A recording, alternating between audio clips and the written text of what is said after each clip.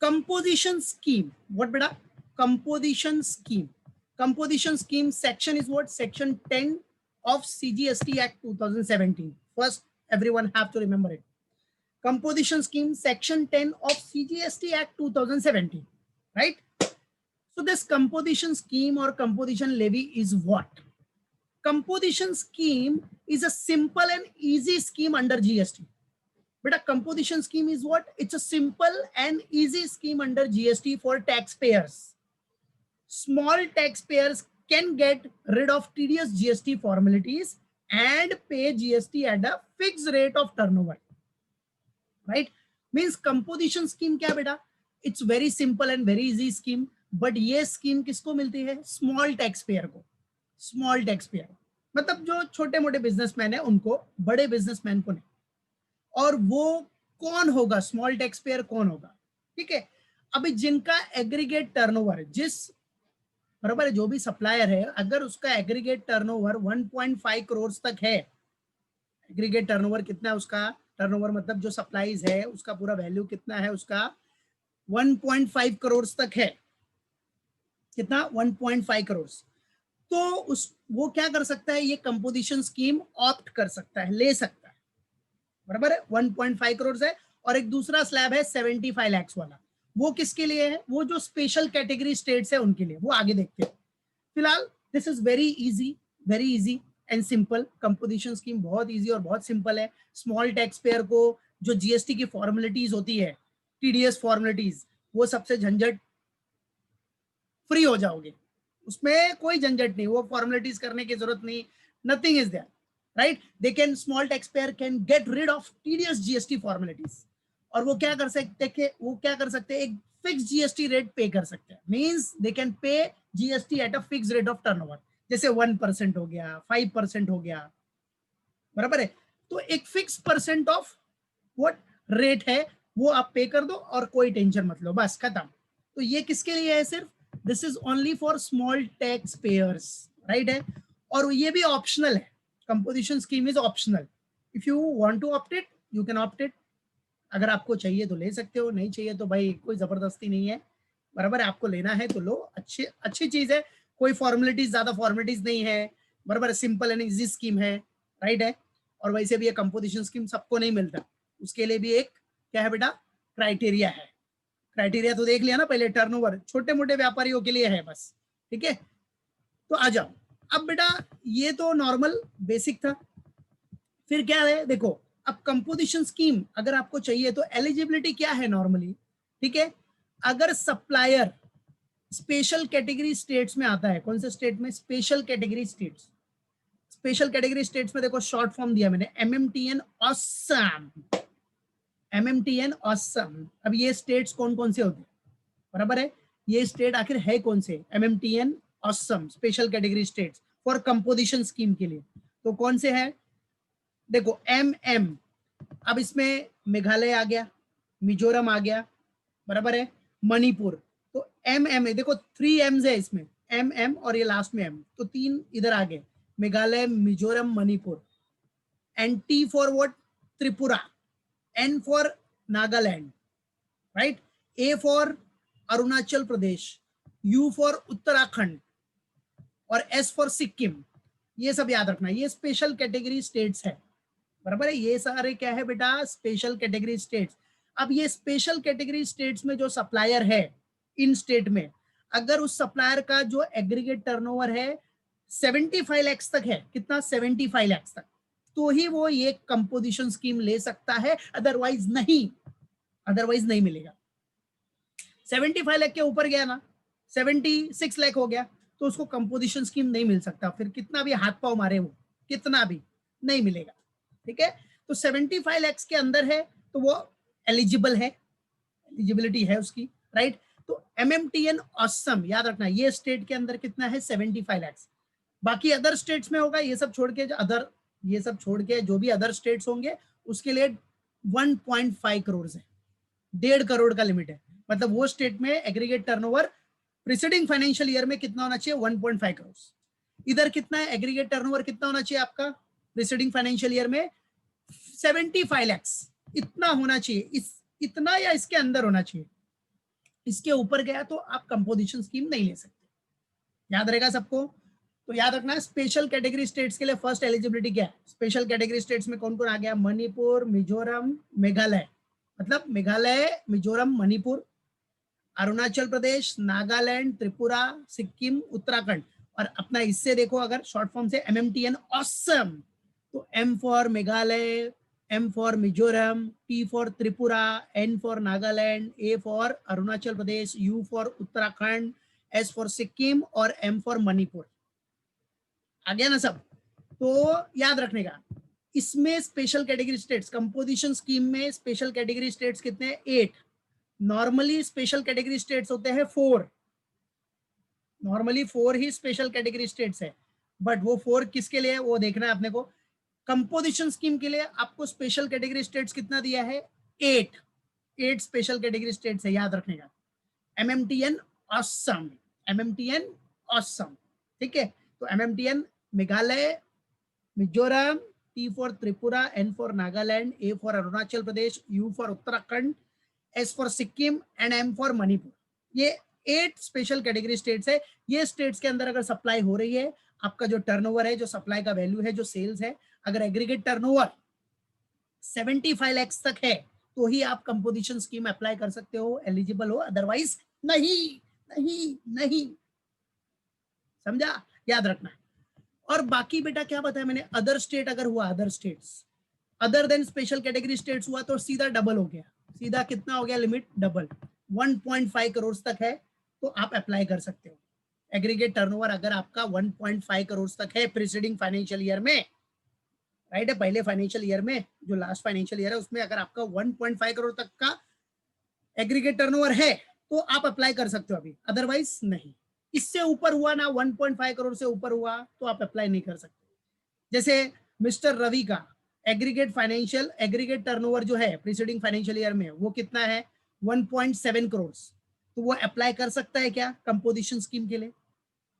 उसका aggregate turnover in preceding financial year है 1.7 करोड़। तो मिस्टर रवि कंपोजिशन स्कीम के लिए अप्लाई कर सकता है क्या? समझो वो स्टेट कौन सा है? महाराष्ट्र स्टेट में है, महाराष्ट्र स्टेट में सप्लाई कर रहा है, तो वो अप्लाई कर सकता है इसको, कंपोजिशन स्कीम को? यस, बरोबर, नहीं अप्लाई कर सकता। Very good. क्यों? 1.5 करोड़ के ऊपर हो गया टर्नओवर, 1.5 करोड़ के ऊपर हो गया ना, तो काय को अप्लाई? एलिजिबल ही नहीं है। 1.5 तक रहेगा तो अप्लाई कर सकता है। अभी समझो मिस्टर सूरज भी महाराष्ट्र स्टेट का सप्लायर है, उसका सप्लाई वैल्यू, उसका जो एग्रीगेट टर्नओवर है प्रीसीडिंग फाइनेंशियल ईयर में वो कितना है? 1.2 करोड़। 1.2 मतलब 1 करोड़ 20 लाख, बराबर है। तो वो एलिजिबल है क्या कंपोजिशन स्कीम लेने के लिए? वो एलिजिबल है क्या कंपोजिशन स्कीम लेने के लिए? बोलो। अरे वाह, वेरी गुड, शाबाश। Yes, he is eligible, perfect. क्योंकि 1.5 करोड़ के अंदर है, लिमिट के अंदर है, तो एलिजिबल होगा ही ना बच्चा, है कि नहीं? क्लियर है ना सबको? याद रखने का, वेरी गुड, ठीक है। तो याद रखना बेटा, माइंड में फिक्स रखना इसको। तो other than special category states में हुआ, other than special category states, तो लिमिट कितना है? वो अप टू 1.5 करोड़। ये सबके माइंड में फिक्स होना चाहिए। स्पेशल कैटेगरी स्टेट्स में हुआ तो कितना? अप टू 75 लाख, ठीक है। तो ये माइंड में सबके फिक्स रखना, ठीक है। फिर उसके बाद, ये होने के बाद अभी देखो कंपोजिशन स्कीम के रेट्स है। आ जाओ रेट्स एक बार देख लेते हैं। रेट्स में क्या बोल रहा है अपने को? देखो, सेक्शन 10 सबसेक्शन 1 के हिसाब से क्लॉजेज है, clause A, clause B, clause C. Clause C, category of registered person में मैन्युफैक्चरर है, सप्लायर ऑफ फूड है, मतलब जो रेस्टोरेंट सर्विस देगा। और बताया था मैंने, रेस्टोरेंट सर्विस दे रहा है, ठीक है, सप्लायर ऑफ फूड है, बट अल्कोहल साथ में सप्लाई नहीं करना चाहिए। अगर वो साथ में अल्कोहल सप्लाई कर रहा है ना, खाने के साथ अल्कोहल दे रहा है, सप्लायर ऑफ फूड के साथ साथ अल्कोहल दे रहा है, तो वो कंपोजिशन स्कीम नहीं ले सकता। काफी रेस्टोरेंट में देखते हो ना आप, फूड भी सप्लाई होता है, अल्कोहल भी होता है नॉर्मली, बराबर है। तो अगर अल्कोहल सप्लाई हो रहा है, अल्कोहल अगर सप्लाई होगा तो नहीं। तो जो रेस्टोरेंट अल्कोहल सप्लाई नहीं करते, सिर्फ फूड से रिलेटेड है या बेवरेजेस से रिलेटेड है, उन्हीं को कंपोजिशन स्कीम मिलेगा। बट उनका टर्नओवर कितना होना चाहिए? 1.5 करोड़ तक होना चाहिए, ठीक है। राइट। तो सप्लायर ऑफ फूड और जो ट्रेडर्स है, ट्रेडर्स, ठीक है, ये तीन कैटेगरी ऑफ पर्सन है। अब सुनो, मैन्युफैक्चरर के लिए कितना है रेट? सिंपल रेट है 1%, सिर्फ 1%। 1% ऑफ टर्नओवर भर दो, टेंशन दूर हो जाएगा आपका, ज्यादा कोई फॉर्मेलिटी आपको फॉलो करने की जरूरत नहीं। 1% टर्नओवर है मतलब क्या लगेगा? सीजीएसटी जीरो, हाफ हाफ हो जाता है ना बेटा, सीजीएसटी 0.5 और एसजीएसटी 0.5, जो आपने सम किया था ना पीछे, नॉर्मल देखा था ना। अभी 1% है टर्नओवर, तो सीजीएसटी कितना रहेगा? हाफ, और एसजीएसटी हाफ, मतलब 0.5%, 0.5%, दैट्स इट। ठीक है, मालूम पड़ा? तो देखो, अब मैन्युफैक्चरर और जो ट्रेडर है ना, ये दोनों के लिए 1% है, इसके लिए भी 1% है। ट्रेडर के लिए 1% of turnover of taxable supply of goods and services, जो भी taxable supply of goods and services है उसका 1% ऑफ टर्नओवर, दैट्स इट। ठीक है, सिंपल। 1% मतलब क्या? वही सेम, 0.5% सीजीएसटी होगा, 0.5% एसजीएसटी होगा, खत्म, बराबर। हाँ, क्लॉज बी में, क्लॉज बी का जो रूल है, लॉ है, उसमें जो सप्लायर ऑफ फूड है, that is restaurant service, except alcohol, alcohol supply कर रहे हो, अल्कोहल अगर आ गया ना, तो ये आपको बेनिफिट नहीं मिलेगा कंपोजिशन स्कीम का। देखो, अल्कोहल पे तो जीएसटी एप्लीकेबल ही नहीं है, पता है सबको, ठीक है।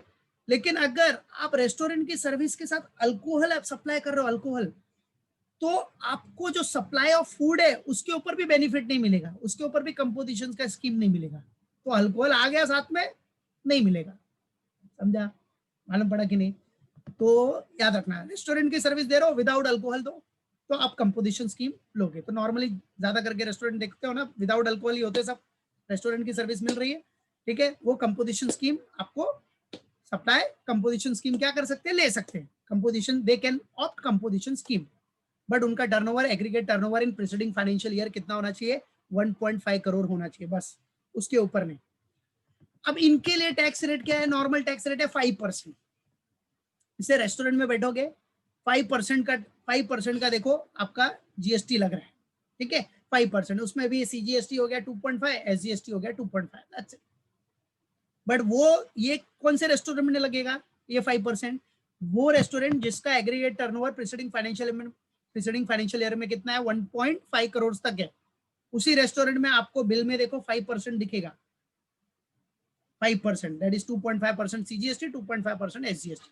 जिसका ज्यादा हो गया टर्नओवर, 1.5 करोड़ से ज्यादा हुआ, उसको ये कंपोजिशन स्कीम नहीं मिलेगा, याद रखना, बराबर है। कंपोजिशन स्कीम नहीं मिलेगा तो रेट भी बढ़ जाएगा ना, समझा कि नहीं? याद रखना। तो दिस इज व्हाट रेट्स, ये रेट्स याद रखना है। तो मैन्युफैक्चरर और ट्रेडर के लिए 1% का जीएसटी है, बराबर है। और supplier of food, that is restaurant services का रहेगा, तो उसके लिए कितना है? 5% ऑफ टर्नओवर, गॉट इट। लेकिन एक्सेप्ट अल्कोहल का supply, except alcohol, restaurant service दे रहा है लेकिन एक्सेप्ट अल्कोहल होना चाहिए, बस, गॉट इट। अब आपने रेट्स पढ़ लिया, clause A, clause B, clause C का। अब समझो कोई पर्सन जो clause A, clause B, clause C में है, मैन्युफैक्चरर, रेस्टोरेंट सर्विस वाला, ट्रेडर, वो है, बट अगर वो सप्लाई कर रहा है सर्विसेज, सर्विसेज सप्लाई कर रहा है अदर देन रेस्टोरेंट सर्विस, क्योंकि रेस्टोरेंट सर्विस उधर कवर हुआ है, तो अदर देन रेस्टोरेंट सर्विस अगर वो सप्लाई कर रहा है, तो उसकी वैल्यू, वो जो सर्विस सप्लाई करेगा उसकी वैल्यू कितनी होनी चाहिए? 10% ऑफ टर्नओवर, जो भी टर्नओवर है उसका 10%। समझो टर्नओवर हम लेते हैं कितना, बराबर है, 10% ऑफ टर्नओवर इन स्टेट और union territory in the preceding financial year. 10% of turnover कितना? समझो टर्नओवर है 1 करोड़, 1 करोड़ का 10% कितना लिया? 10 लाख, और 5 लाख का ये लिमिट है, ठीक है, मतलब 5 लाख का एक क्राइटेरिया है। अब 10% ऑफ टर्नओवर और 5 lakh rupees, whichever is higher बोल रहा है, विच एवर इज हायर, तो हायर कौन सा है? 10 लाख, मतलब 10 लाख तक का सर्विस वो प्रोवाइड कर सकता है, बराबर है। जो भी person clause A, clause B, clause C में कवर हो रहा है, अगर सप्लाई कर रहा है सर्विसेज लेकिन अदर देन रेस्टोरेंट सर्विस, तो वो सप्लाई का वैल्यू कितना होगा? कितना वैल्यू? 10% ऑफ टर्नओवर मतलब 1 लाख ले लिया हमने एक एग्जांपल के हिसाब से, ठीक है, और ये 5 लाख, तो कितना सप्लाई कर सकता है? दोनों में से हायर कौन सा है? 10 लाख, 10 लाख तक का, बराबर है, इतने का सर्विस वो सप्लाई कर सकता है। और याद रखना, जब भी आप सर्विस कैलकुलेट करोगे टर्नओवर में, ठीक है, while computing value of services, सब अदर देन रेस्टोरेंट सर्विस है, अदर देन रेस्टोरेंट सर्विस याद रखना, अदर देन रेस्टोरेंट सर्विस। तो जब भी आप कंप्यूट करोगे सर्विसेज, तो सर्विसेज में क्या नहीं होना चाहिए, जो अभी देखो interest on loans, deposits, advances, ये सब भी क्या है, सर्विसेज ही है ना, लोन देना, उस पे इंटरेस्ट, एडवांस पे इंटरेस्ट, डिपॉजिट पे इंटरेस्ट, तो ये सब सर्विसेज जो है वो उसमें काउंट नहीं होना चाहिए, बराबर है। इंटरेस्ट ऑन लोन्स, डिपॉजिट या एडवांसेस की जो सर्विसेज है वो उस टर्नओवर में, वो कंप्यूटिंग वैल्यू ऑफ सर्विसेज, जब वैल्यू ऑफ सर्विसेज कैलकुलेट करोगे तो उसमें काउंट नहीं होना चाहिए, बस ये फंडा है, ये लॉ है कि interest on loan, deposit, advances ये उसमें काउंट होना नहीं चाहिए, will not be taken into account, खत्म। तो ये नॉर्मल प्रोविजन है, मेन आपका पीछे जो पड़ा वही है, ये सिर्फ याद रखने के लिए याद रखो बस, मतलब एक रिमेम्बरेंस के लिए कि अगर कोई person clause A, clause B, clause C में है, वो सप्लाई कर रहा है सर्विसेज अदर देन रेस्टोरेंट, तो उसका वैल्यू कितना होना चाहिए, वैल्यू या तो 10% ऑफ टर्नओवर, मतलब कितना लिया, 10% ऑफ टर्नओवर, टर्नओवर कितना लिया था 1 करोड़, तो 1 करोड़ का 10% हुआ 10 लाख हो गया, और ये 5 लाख, दोनों में से ज्यादा कौन सा है, 10 लाख, तो 10 लाख से ज्यादा उसका वैल्यू नहीं होना चाहिए, 10 लाख से ज्यादा वो सप्लाई नहीं कर सकता, 10 लाख के ऊपर नहीं होना चाहिए बस। और वैल्यू ऑफ सर्विस में interest on loan, deposit, advances की सर्विस आपको नहीं लेनी है, करेक्ट। तो ये सिर्फ एक याद रखने के लिए, बराबर है, बट ये इतना ज्यादा आपको आएगा नहीं, मेन आपको पीछे का ही कैलकुलेशन ज्यादा कैलकुलेट होगा एग्जाम्स पॉइंट ऑफ व्यू से, ठीक है, फिलहाल के लिए, ठीक है। तो क्या हो गया पीछे वाला, मैन्युफैक्चरर और ट्रेडर के लिए 1% है टर्नओवर का, वो याद रखना। और आपका क्या बेटा, मैन्युफैक्चरर ट्रेडर के बाद क्या है, अगर रेस्टोरेंट सर्विस है, कौन सा, restaurant service, supplier of food है, that is restaurant service except alcohol, तो 5% ऑफ टर्नओवर, ये याद रखना, ठीक है, बराबर है। तो ये सबसे इंपॉर्टेंट पार्ट है, ये एक एडिशन था, वो याद रखो बस, ठीक है। ऑब्जेक्टिव्स के लिए पूछ सकता है कभी भी, 10% ऑफ टर्नओवर या 5 lakh rupees, whichever is higher, but value of services जब इसमें कंप्यूट करोगे इस केस में, तो interest on loans, deposit, advances वो आपको एडअप नहीं करना है, दैट्स इट, ठीक है। हाँ, अब देखो, now see here, now important note है कुछ regarding composition scheme. Composition scheme क्या बोलता है, अगर कोई सप्लायर है वो सप्लाई कर रहा है पेट्रोल, पेट्रोल पे पता है सबको जीएसटी एप्लीकेबल नहीं है, राइट, ठीक है, पेट्रोल सप्लाई कर रहा है, लेकिन साइड बाय साइड वो ऐसा कोई गुड सप्लाई कर रहा है जिसपे जीएसटी लगता है, जिसपे जीएसटी एप्लीकेबल है, मतलब एक तो वो पेट्रोल सप्लाई कर रहा है, पेट्रोल पे तो जीएसटी एप्लीकेबल होता ही नहीं है, पता है सबको, पेट्रोल पे जीएसटी एप्लीकेबल नहीं है, और साइड बाय साइड वो ऐसा कोई गुड सप्लाई कर रहा है जिसपे जीएसटी एप्लीकेबल है, बराबर है। तो क्या होगा ऐसे केस में, क्या करना पड़ेगा, जब एग्रीगेट टर्नओवर निकालेंगे ना, एग्रीगेट टर्नओवर, ठीक है, अभी देखो जैसे वो कोई ऐसा गुड सप्लाई कर रहा है जिसके ऊपर जीएसटी एप्लीकेबल है, वो उसका सप्लाई का वैल्यू है समझो कितना, 70 लैक्स, कितना है, 70 लैक्स, बराबर। और पेट्रोल सप्लाई कर रहा है वो, पेट्रोल, पेट्रोल सप्लाई करके उसका समझो पेट्रोल का सप्लाई का वैल्यू है कितना, 2 करोड़, कितना है, 2 करोड़, बराबर है, 2 करोड़। तो कितना हो गया पूरा टोटल, 70 प्लस 2 करोड़ कितना हो गया, 2 करोड़ 70 लैक्स। तो देखो मतलब क्या, अगर वो पेट्रोल सप्लाई कर रहा है और साइड बाय साइड ऐसा गुड सप्लाई कर रहा है जिसके ऊपर जीएसटी एप्लीकेबल है, बराबर, तो एग्रीगेट टर्नओवर कैलकुलेट करते टाइम पे दोनों को प्लस करना पड़ेगा, प्लस दोनों को ऐड करना पड़ेगा, तो क्या हो जाएगा, 70 लैक्स प्लस 2 करोड़, 2 करोड़ 70 लैक्स। तो अब ये कंपोजिशन स्कीम ले सकता है क्या, नहीं ले पाएगा, नहीं ले पाएगा, देखो बराबर है, इसलिए बोल रहा है भाई पेट्रोल सप्लाई कर रहा है तो पेट्रोल ही सप्लाई कर, मालूम पड़ा। या फिर अगर तू ऐसा गुड सप्लाई कर रहा है जिसपे जीएसटी एप्लीकेबल है तो वही सप्लाई कर, बराबर है। आपका लिमिट एग्रीगेट टर्नओवर का 1.5 करोड़ के नीचे होना चाहिए, अगर उसके ऊपर गया तो आपको कंपोजिशन स्कीम नहीं मिलेगा, फिर आपको बिजनेस करना है तो कंपोजिशन स्कीम मत लो, फिर नॉर्मल जो टैक्स रेट है वो भरो, फिर समझा। तो ये चीज है, तो याद रखना, अगर सप्लायर सप्लाई कर रहा है पेट्रोल और साइड बाय साइड ऐसा कोई गुड सप्लाई कर रहा है जिसके ऊपर जीएसटी एप्लीकेबल होता है, और पेट्रोल सप्लाई कर रहा है, पेट्रोल के ऊपर जीएसटी एप्लीकेबल नहीं है, एक ऐसा गुड सप्लाई कर रहा है जिसके ऊपर जीएसटी एप्लीकेबल नहीं है, और दूसरा ऐसा गुड सप्लाई कर रहा है जिसके ऊपर जीएसटी एप्लीकेबल है, तो क्या हो जाएगा, दोनों का टोटल हो जाएगा, दोनों के सप्लाई के वैल्यू का जो टर्नओवर है उसका टोटल करके हम उसका एग्रीगेट टर्नओवर निकालेंगे, और वो एग्रीगेट टर्नओवर अगर 1.5 करोड़ के ऊपर हो गया, 1.5 करोड़ के ऊपर हो गया, तो वो कंपोजिशन स्कीम नहीं ले सकता। बस वही चीज है, खत्म। बराबर है, मालूम पड़ा।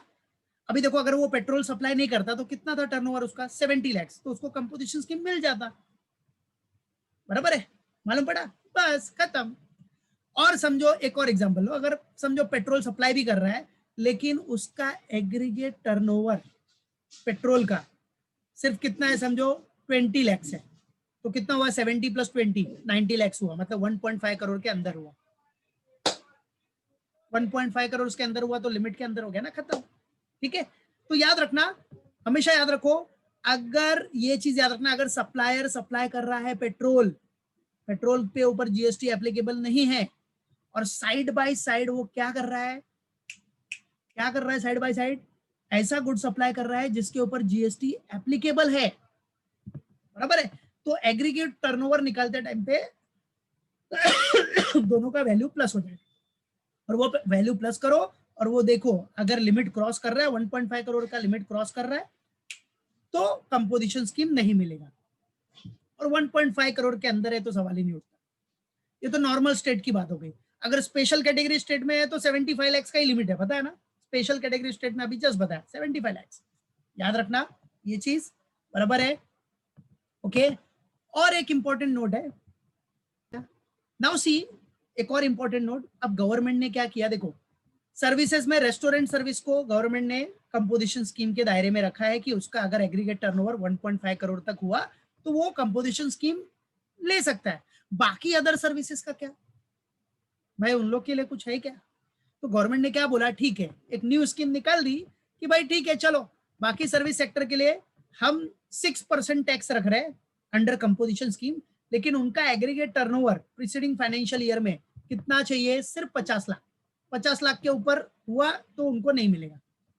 मतलब, और जो बाकी सर्विस सेक्टर है, जो छोटे मोटे सर्विस सेक्टर है, उनके लिए भी गवर्नमेंट ने एक नया स्कीम निकाला, बोला ठीक है भाई, ये सर्विस, अदर जो सर्विस सेक्टर है एक्सेप्ट रेस्टोरेंट सर्विस, उनके लिए 6% का टैक्स हम रखते हैं अंडर कंपोजिशन स्कीम, लेकिन एग्रीगेट टर्नओवर उनका सिर्फ 50 लाख, 50 लाख के अंदर रहेगा तो ही, 50 लाख के ऊपर गया तो नहीं मिलेगा। तो ठीक है ना, सर्विस सेक्टर को एक बेनिफिट मिल गया ना आपका, टेंशन नहीं, 50 लाख के अंदर का टर्नओवर है आपका, ठीक है, 6% टैक्स भर के टेंशन दूर कर लो, टीडीएस फॉर्मेलिटी से बच जाओ, बराबर है। नहीं तो खाली बेनिफिट किसको मिल रहा था, रेस्टोरेंट सर्विस को। अब अदर सर्विस सेक्टर को भी बेनिफिट मिल गया ना, जो छोटे मोटे सर्विस सेक्टर है जिनका एग्रीगेट टर्नओवर 50 लाख तक है, उनको मिल गया ना बेनिफिट, 6% का टैक्स भरो, TDS formalities, rules and regulation, मतलब जो फॉर्मेलिटीज है सबसे बच जाओ, मालूम पड़ा, याद रखना, ठीक है। और याद रखना, कंपोजिशन स्कीम में एक और नोट है, कंपोजिशन स्कीम में आप क्या करते हो, नॉर्मली क्वार्टरली टैक्स भरते हो। सप्लायर क्या करता है, क्वार्टरली टैक्स भरता है 3 महीने पे, और एक्चुअली क्या होता है, नॉर्मल स्कीम क्या होती है जीएसटी में, नॉर्मल स्कीम में हर महीने टैक्स भरना पड़ता है। ये महीना खत्म हुआ, अगले महीने टैक्स भर देना है आपको, और लेट नहीं करना है, ठीक है, मतलब एवरी मंथ। नॉर्मल स्कीम में क्या होता है, हर महीने का टैक्स आपको जीएसटी भरना है, ये महीना खत्म हुआ, नेक्स्ट मंथ में आपको भर देना है, नेक्स्ट मंथ में भर देना है, मतलब एवरी मंथ, राइट। और कंपोजिशन स्कीम में क्या, हर महीने का आपको टेंशन नहीं है, हर महीने का टेंशन नहीं है, आप क्वार्टरली टैक्स भरोगे, क्या क्वार्टरली टैक्स भर सकते हो, तो ये भी एक बेनिफिट है। तो कंपोजिशन स्कीम में बड़ा बेनिफिट है यार, बट ये बेनिफिट किसको है, छोटे मोटे ट्रेडर्स को, व्यापारियों को, और वो भी लिमिट देख लिया आपने कितना, बराबर है, 1.5 करोड़। और सर्विस सेक्टर, जो अदर सर्विस सेक्टर है रेस्टोरेंट को छोड़ के, उनके लिए भी गवर्नमेंट ने थोड़ा सोचा, थोड़ा क्या बहुत सोचा, तो उनके लिए भी बोला ठीक है, आपका 50 लाख तक का अगर टर्नओवर है, aggregate turnover in preceding financial year, तो आपको भी हम कंपोजिशन स्कीम देंगे, लेकिन रेट 1% खाली ज्यादा रहेगा, 5 से 6% होगा, बस, और क्या चाहिए यार, है ना बेनिफिट, और क्या मांगता है यार, इतना बेनिफिट दे रही है, और क्या चाहिए गवर्नमेंट, ठीक है। सो याद रखना, इतना पहले अपने माइंड में रखना, ठीक है। तो इन कंपोजिशन स्कीम में आप क्वार्टरली टैक्स भर सकते, क्वार्टरली टैक्स पे करना है आपको। नॉर्मल स्कीम में क्या होता है, नॉर्मल में क्या, हर महीने महीने का टैक्स भरना पड़ता है, इतनी महीने का जीएसटी भरना पड़ता है। बट कंपोजिशन स्कीम में एक और अच्छा बेनिफिट है, quarterly tax to be paid by the supplier, correct. बाकी सब हमने देख लिया, तो ये सब मेन याद रखना। बाकी अदर सर्विस सेक्टर को भी गवर्नमेंट ने बेनिफिट दिया, ठीक है। अगर आपका 50 लाख तक का एग्रीगेट टर्नओवर है नए स्कीम के हिसाब से, न्यू स्कीम के हिसाब से अगर 50 लाख तक का एग्रीगेट टर्नओवर है इन प्रीसीडिंग फाइनेंशियल ईयर, तो आपको 6% का कंपोजिशन स्कीम के हिसाब से टैक्स भरना है बस, और क्या चाहिए, 6% टैक्स अंडर कंपोजिशन स्कीम। सो ये पॉइंट आप सबको याद रखना है, ओके। सो अच्छे से याद रखना, ओके।